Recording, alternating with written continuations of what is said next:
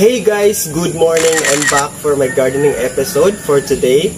Once again, this is Teacher Noy and welcome to my YouTube channel. For today's video, I'm going to propagate my Ficus elastica, or we called it here in the Philippines, rubber tree.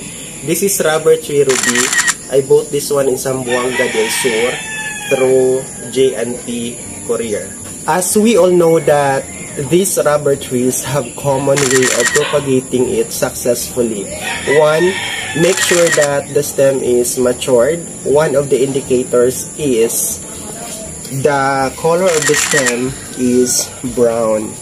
So that's the time that you'll know that it's ready to propagate your Ficus elastica or rubber tree. And the same way also to the rubber tree, Teneki. This rubber tree, the Teneki, has a strong stem. It's not soft compared to this rubber tree, we called it lemon lime. And this is very sensitive rubber tree to propagate. And also, this black prince rubber tree is easy to propagate. This is one of the easiest rubber tree to propagate compared to this Teneki and ruby. Though these rubber trees are sensitive when doing the propagation, but still I have found the way on how to propagate it. So the second way to propagate it successfully is when you cut, make sure that it has root or roots to be included. And for the top cut, you make sure that your cutting, you will not abuse it. You have to start really on a matured stem, as I have said earlier. Make sure that the stem is matured, color brown, not color green, because this part is really sensitive. Again, I cannot say to you that there is assurance for its progress of your propagation.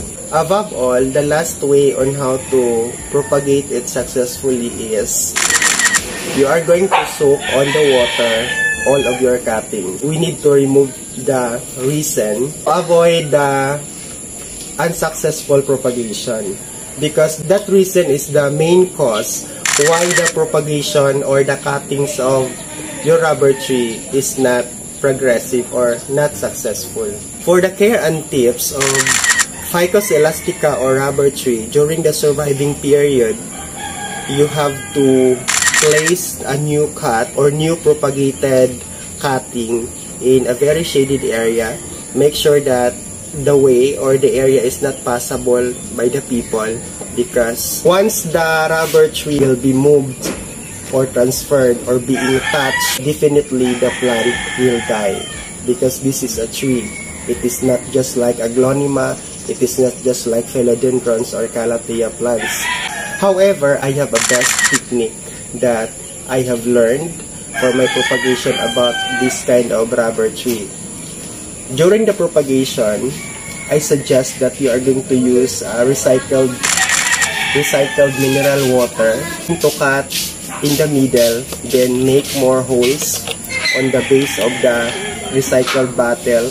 And then I also suggest for the potting mix that you are going to use, do not use 100% of loam soil, coco peat, or the rice hull. Use 30% of soil, then preferably 70% of the sand, because that sand will be the one to hold the plant very strong and will really grow or make more roots, and you'll really have a successful propagation. To sum it all, the soil must be compacted so that the cutting of your rubber tree that you have propagated will not be moved frequently. Additionally, there will be a fast coming out of roots on the base of the cutting. What makes this rubber tree ruby more attractive and lush? My care and tips that I could share to you is you water your rubber tree once a week, because it doesn't need more or much amount of water.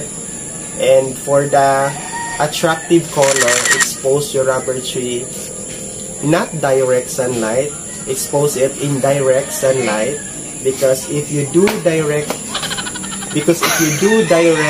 exposure to the sunlight, this will really happen on the leaf compared to the leaves that are not exposed to the sunlight. Because I have provided umbrella, this umbrella really helps my rubber tree to give more attractive leaves. This is really the life of every planter. No matter how heavy the potted plant is, it is a requirement for us to do so because that is our passion. This is my point of preference where I will start my cutting. I use this nylon for the signaling for the pointing of the matured stem. Just remove this one.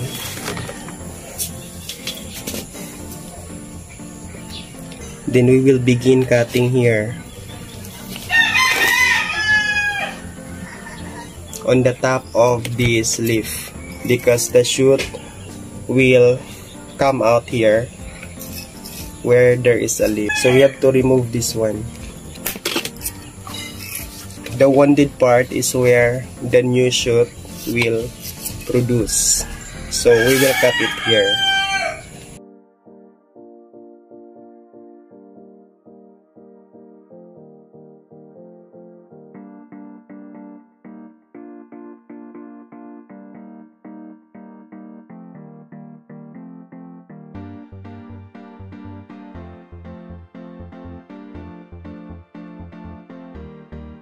This is what I really mean, that we need to soak our cutting on the water because of that reason.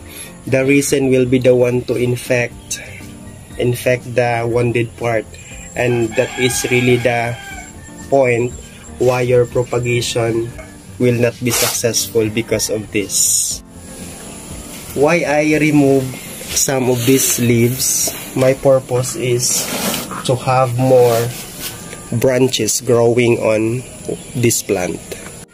Now we will start chopping the fish for the kinilaw.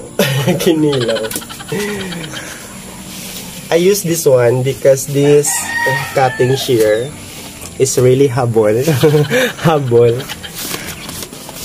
Cannot cut very well.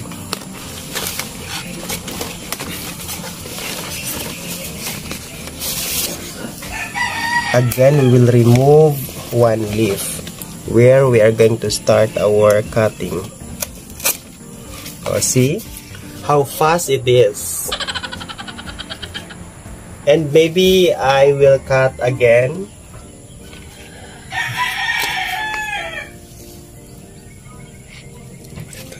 Maybe here.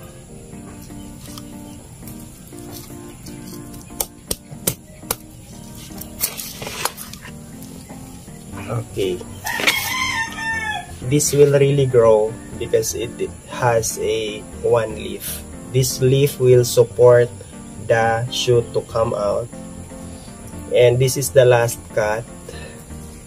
Then after that one, we will wash the wounded part with clean water.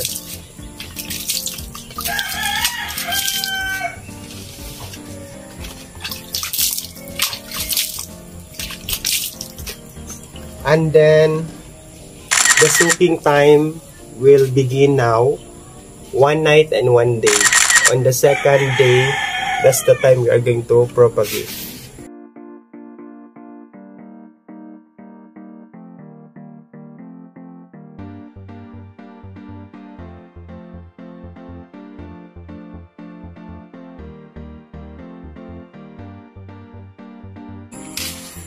So this is my propagation area, very messy.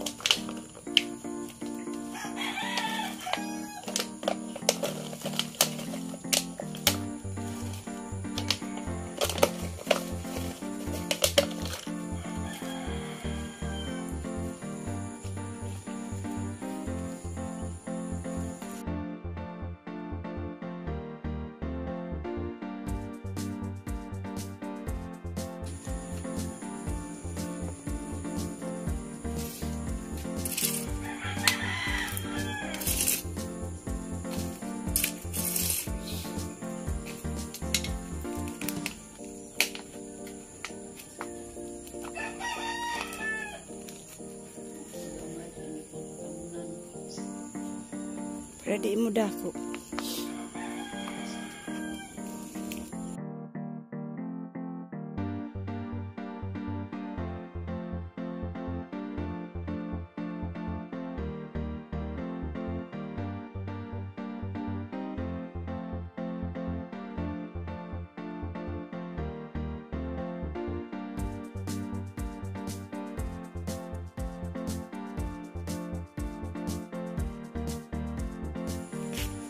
Small, small, small.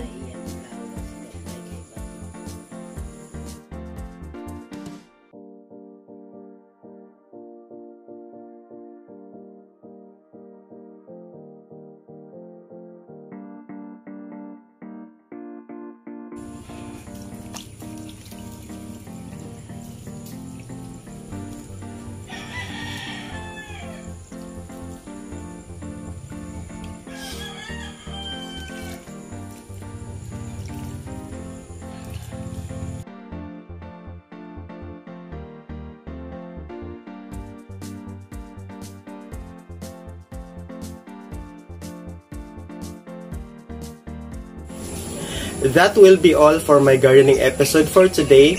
Don't forget to like and subscribe to my YouTube channel, and thank you always for watching my video that I have uploaded in my YouTube channel. See you the next episode of my gardening